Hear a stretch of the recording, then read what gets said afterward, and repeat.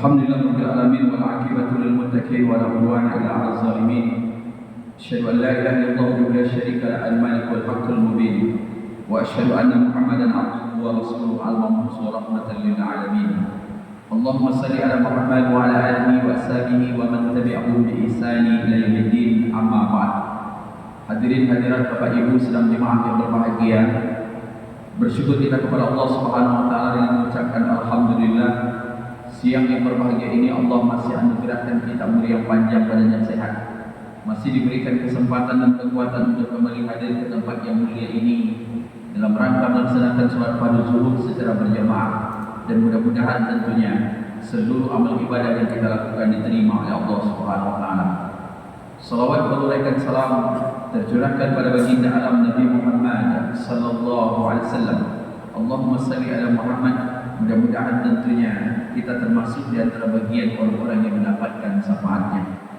Hadirin hadirat Bapak Ibu sedang jemaah yang berbahagia, sebagaimana yang telah kita dengarkan kemarin, Menteri Agama dalam hal ini mewakili pemerintah sudah menetapkan bahwa masuknya 1 Zulhijjah bertepatan dengan hari Rabu, yang itu artinya hari ini kita berada di hari yang kedua, dan insya Allah sudah dipastikan Idul Adha kita akan bertepatan pada hari Jumat, hari yang ke-6 di bulan Juni tahun ini. Dan tentunya ini setelah melakukan sedang isbat yang cukup menonton dan maraton. Karena biasanya selama ini sering kita mendengarkan rapat itu sedikit perdebatannya sangat rumit, tetapi alhamdulillah walaupun setelah pemerintah menyebarkan orang-orang untuk melihat wujudul hilal atau ru'yatul hilal, tapi pada akhirnya apa yang disaksikan oleh para peruqyah yang ada di Aceh cukup mewakili pemerintah untuk menetapkan bahwa 1 Zulhijjah itu bertepatan pada hari Rabu yang kemarin. Maka sidang jemaah yang berbahagia, dengan demikian juga kita mendengarkan bahwa saat ini pemerintah Arab Saudi juga hampir sama dengan kita. Arab Saudi yang semula kita mendengarkan mereka kemungkinan akan melakukan wukuf itu hari Jumat, tetapi pada akhirnya umumannya bahwa mereka akan mengadakan wukuf itu pada hari Kamis, dan itu alhamdulillah sama juga dengan Indonesia. Sehingga kalau tak demikian akan banyak pertanyaan yang menjadi polemik yang tidak berkesudahan. Karena biasanya apabila wukuf di Arafah berbeda dengan Indonesia, maka selalu jemaah bertanya kepada Ustaz, Pak Ustaz, kita ikut puasanya Arafah di Arab atau Arafahnya Pekanbaru? Ini juga muncul. Tetapi alhamdulillah tahun ini semuanya sama, dan mudah-mudahan ini sebuah hikmah bahwa sudah dari Ramadan kemudian Idul Adha tahun ini tidak ada perbedaan hari raya, baik itu di kalangan Muhammadiyah dan juga Nahdlatul Ulama. Sidang jemaah yang berbahagia, kalau kita berbicara tentang Zulhijjah, maka di dalam hadis itu termasuk di antara bulan yang mulia. Bahkan keutamaan Zulhijjah itu pertama, Zulhijjah itu bulan di mana tidak ada kekurangan di dalamnya. Dalam sebuah hadis Nabi mengatakan sahrani la yanqusan. Ada 2 bulan yang di dalam bulan itu tidak ada kekurangan. Pertama kata Rasulullah adalah bulan Ramadan, yang kedua bulan Zulhijjah. Kalau bulan Ramadan itu akan diampuni dosa-dosa kita, tetapi juga tidak kalah penting ketika di bulan Zulhijjah tidak ada hadis atau ada hadis yang mengungkapkan tidak ada orang yang paling banyak diampuni oleh Allah dari azab api neraka kecuali bulan Zulhijjah. Yang kedua, bulan Zulhijjah itu adalah bulan yang mana agama ini disempurnakan. Sedang jemaah yang berbahagia, kita pernah mendengarkan bahwa Nabi menunaikan ibadah haji itu pada tahun ke-10 Hijriah, dan itu terjadi setelah sebelumnya sahabat berangkat menunaikan ibadah haji yang dipimpin oleh Amirul Hajj yakni Abu Bakar As-Siddiq. Pada tahun ke-9 Nabi menyuruh sahabat untuk berangkat, tetapi tahun itu menjadi tahun terakhir bagi orang musyrik untuk menunaikan haji, karena mereka jauh berbeda dengan apa yang kita laksanakan saat ini. Apa yang terjadi? Ketika itu Rasulullah memberikan pesan kepada Abu Bakar agar Abu Bakar menyampaikan amanat itu kepada orang-orang kafir yang ketika itu mereka tawaf. Apa yang terjadi? Sebelum dilaksanakan haji akbar oleh Rasulullah, maka sesungguhnya orang-orang kafir Quraisy atau orang musyrik, kalau mereka ketika itu bertawaf, maka mereka tawaf tanpa sehelai kain pun yang melekat pada tubuh mereka. Maka tahun ke-9 itu terjadi, dan itu diumumkan oleh Abu Bakar. Maka tahun ke-10 mereka tidak lagi berhaji, dan kebetulan pada saat itu Allah menentukan terjadinya wukuf hari Jumat, sehingga ada orang menyebutnya istilah haji akbar. Tapi kalau dibawa ke dalam hadis, seluruh haji itu adalah haji akbar. Kebetulan saja memang di zaman Nabi itu hari Jumat, dan Nabi khutbahnya adalah khutbahnya hari Jumat yang sekaligus khutbah wukuf Arafah. Nah, ketika Nabi sedang wukuf di Arafah, maka turunlah ayat Al-Quran yang cukup kita kenal. Al-yawma akmaltu lakum dinakum wa atmamtu alaikum ni'mati wa raditu lakumul Islam dinan. Ayat itu menceritakan bahwa ketika itu Allah sudah menyempurnakan agama ini bagi kita. Nikmatnya sudah cukup dan Allah ridho terhadap Islam sebagai agama kita. Begitu Nabi khutbah, maka di antara kalangan sahabat ada di antara mereka yang menangis. Yang mereka tangiskan ketika itu adalah, kalau agama ini sudah sempurna, maka misi Nabi Muhammad sudah selesai dan dia tidak akan lama lagi sampai pada ajal. Atau ada di antara kalangan sahabat yang ketika itu menangis.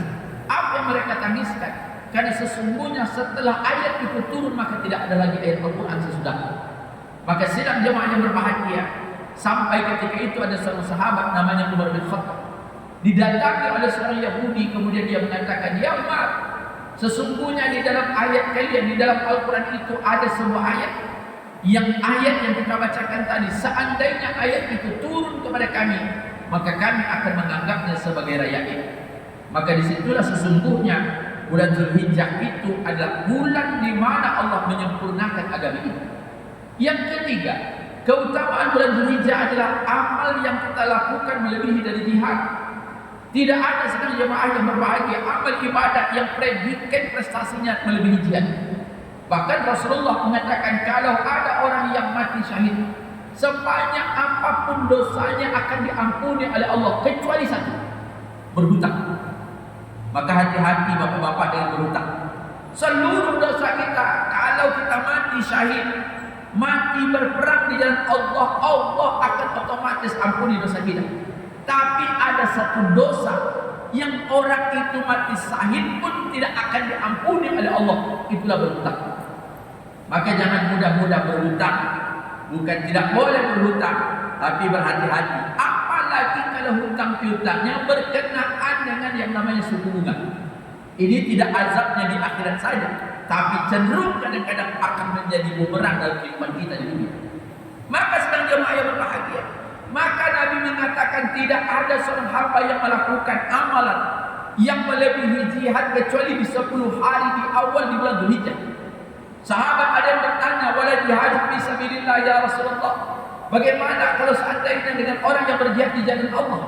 Kata Rasulullah, termasuk orang berjihad di jalan Allah kecuali kalau mereka membawa hartanya kemudian pergi dengan dirinya, kemudian mereka tidak kembali.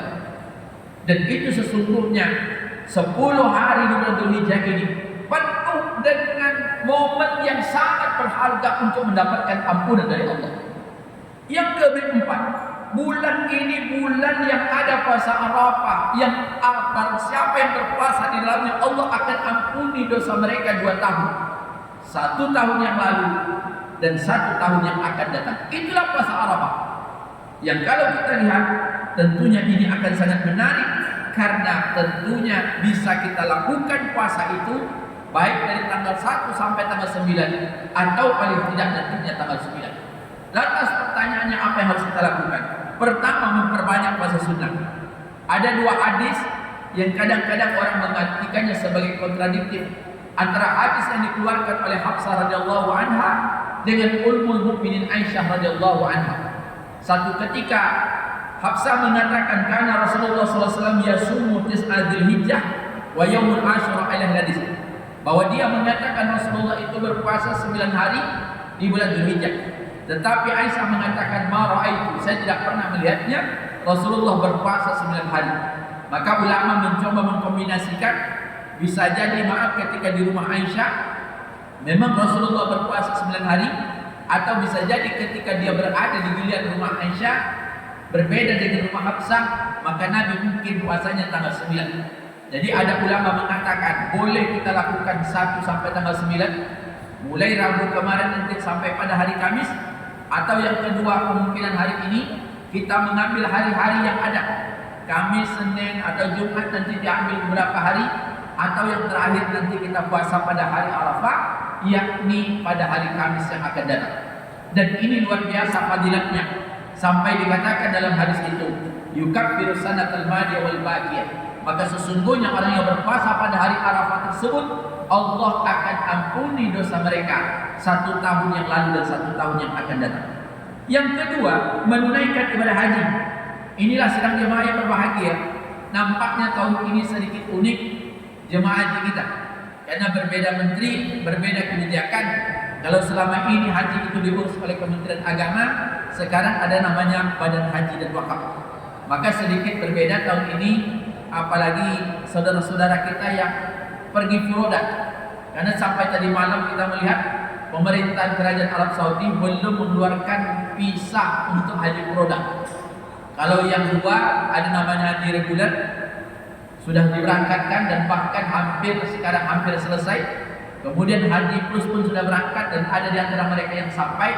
Yang ketiga ini haji furoda dengan visanya, visa mujammalah atau visa undangan, itu yang belum keluar. Bahkan kalau kita dengar beberapa informasi dari Arab Saudi bahwa Arab Saudi tahun ini sengaja tidak mengeluarkan yang namanya visa haji furoda. Kalau tidak dikeluarkan, siapa yang akan menanggung risiko? Karena sedang jemaah yang berbahagia, biayanya cukup mahal. Kalau haji reguler di bawah 60 juta lah. Kemudian haji plus kira-kira 4 kali itu. Jadi sekitar 200 juta. Haji furoda lebih daripada itu. Nah, yang masalahnya kasihan yang travel.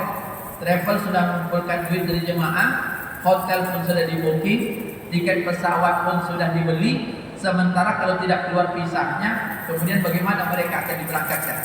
Ini menjadi masalah. Tapi kemarin kalau Bapak mendengar Menteri Agama menyatakan, karena sesungguhnya urusan haji furoda itu di luar sistem haji kita, itu eksternal. Jadi pemerintah tidak mau disalahkan, karena sesungguhnya urusan haji furoda itu semata-mata urusannya kementerian ataupun pemerintah Arab Saudi. Tapi tentunya kita berharap tingginya animo masyarakat. Karena bisa jadi masyarakat kita uang ada, waktu tak banyak, kemudian menunggu cukup lama, sehingga kadang-kadang dikatakan mereka melakukan hal itu untuk memberi kesempatan kebetulan uangnya ada. Karena yang kita dengar ongkos untuk haji furoda itu kan tidak ada di bawah 300 juta. Dan itu lumayan cukup banyak, tetapi bagi orang yang berduit untuk menilai ibadah kepada Allah, seberapapun akan mereka lakukan. Yang berikutnya yang tidak kalah pentingnya, melakukan amal soleh. Jadi amal soleh itu banyak, apapun yang diridhoi oleh Allah, baik yang berkenaan dengan pribadi kita atau mungkin dengan muamalah. Mungkin kita hari ini bersedekah, memberikan makan kepada orang yang berpuasa, atau silaturahim, mari kita nikmati. Nah, yang ketiga yang tidak kalah penting, apa yang harus kita lakukan? Berkorban. Di mana antum berkorban, silakan. Kemarin kita sudah sampaikan, pahala korban itu akan banyak, makin banyak dinikmati oleh orang lain. Ada kita yang berkorban di tempat ini, alhamdulillah. Ada bapak-bapak di tempat bapak pun, alhamdulillah. Atau mungkin kami berkorban di depan rumah kami, Pak Ustaz. Kami potong kambing itu, kemudian kami masak, kami yang makan. Boleh Pak Ustaz, secara syar'i sah. Tapi afdalnya dibagi. Kulu wadakhir wa tasaddaq. Makan, minum, simpan, kemudian sedekahkan.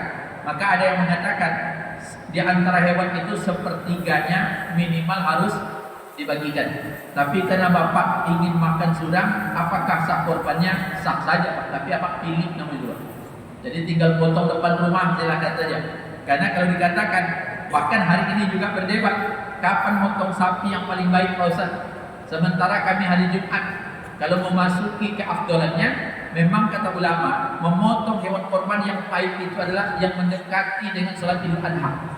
Maka kalau ditanyakan apa di antara makanan yang paling elok bagi orang berpuasa hari Idul Adha adalah memakan daging korban. Mengapa demikian? Karena Nabi tidak rumit. Nabi bawa kambing sendiri ke lapangan, sebelum pulang dia sembelih, kemudian diambil dagingnya dimakan. Kalau kita kan lama prosesnya Pak, menunggu panitia, kemudian menunggu pekerja, menjelang itu maghrib pula lagi, belum juga kita makan ini. Maka Nabi itu simple, kita saja yang akan rumit. Maka kalaupun ada orang menyembelihnya setelah tanggal 10, selagi masih ada tasyrik, maka itu tetap dinilai korban. Kembali kepada panitia, kalau memang sanggup untuk menyembelihnya hanya beberapa ekor hari Jumat, alhamdulillah. Tapi kalau banyak kemungkinan memakan waktu yang cukup panjang, maka kembali kepada kebijakan yang akan diambil, apakah Sabtu nantinya atau Ahad, atau mungkin sampai pada Seninnya sebelum azan.